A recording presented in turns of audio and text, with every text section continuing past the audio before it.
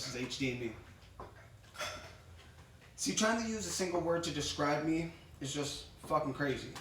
Like on a job application where they ask you to list your best qualities, like it actually matters. To get to know me, let's start by taking a walk up my DNA ladder. I was brought into this world with a pre-existing disease. I was born with a 50-50 shot of having HD. So for those of you who don't know what Huntington's disease is, or HD for short, it's a genetic disease that is comparable to having ALS, Parkinson's, and Alzheimer's wrapped up in a box with a cute little bow that gets set right under the family tree. There's no name on it. Nobody ever knows whose it is. Well, 26 years later, now I know. I also know what it's like to be afraid every day, like being invisible will be far better than taking this beating in this cage fight I call life. Going through every day feeling my skin doesn't belong to me, wishing I could just molt into what I could be. Feeling depressed and alone, sitting at home watching movies, trying to forget the loneliness I feel when I look at my empty bed I'm stuck in. But this crippling depression always brings me back to the very same bed that I long to escape from. Now, like I said, this disease is genetic, so a parent gave it to me who got it from their parent, so on and so forth.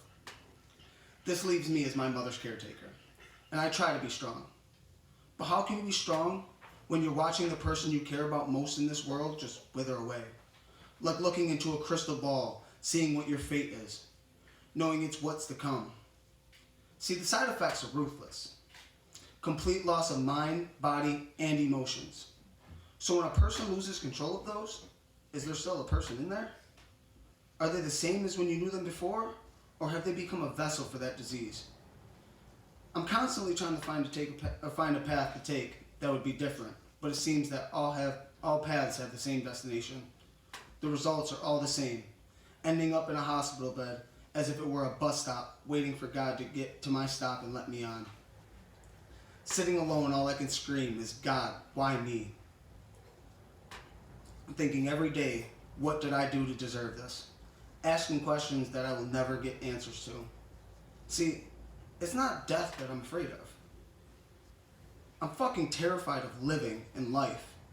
Every time I try to throw in the white flag, life just won't accept that for an answer. I'm afraid to try to find out who I really am. Will people like the real me? Will I like the real me? See, I'm also afraid to have a family, but I'm also afraid to be alone.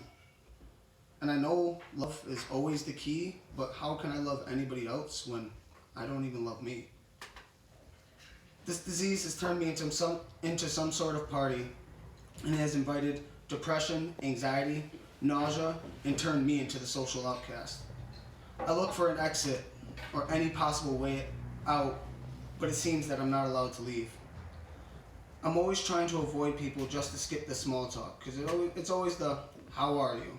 Which I reply with some bullshit like, oh, you know, same old, which really means my depression is an angry God who's drowning me, stepping on the back of my head as it watches me struggle for every breath, laughing as I choke and gag. You know, talking about my HD with people is actually the hardest, because it becomes the same interaction. People always tell me, well, rise up, take some action. Or my favorite, like, time is on your side. Like time is worried about me and my agenda. People always end up minimizing the situation if it was just a click of a mouse. But they will never actually know how much I struggle to wake up and just get out of my house.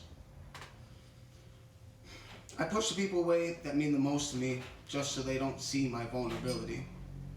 Going through each day with a fake smile on, pretending I'm the best possible version of me that I could ever be. But sadly, that's not the real me. And if you ever ask me to do something, I'll politely decline and say I'm busy. But by busy, I mean sitting at home, feeling lonely as fuck as I stare at a screen, wishing I didn't feel like I did. Wishing I wanted to have fun, but it's not very fun having fun when you don't really want to have fun. And at the end of the day, the only friend is the glow of the moon who cradles my mind and holds each thought, as if it were to be generous, but instead it holds my thoughts hostage and acts as a spotlight on a lineup of my worries, ensuring that the insomnia gets the best of me once again.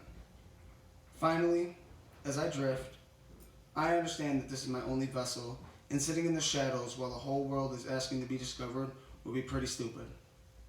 Realizing my story hasn't yet ended yet, I strive to make each day better, and I try to live fun and free. Now you have a better understanding of me and my HD.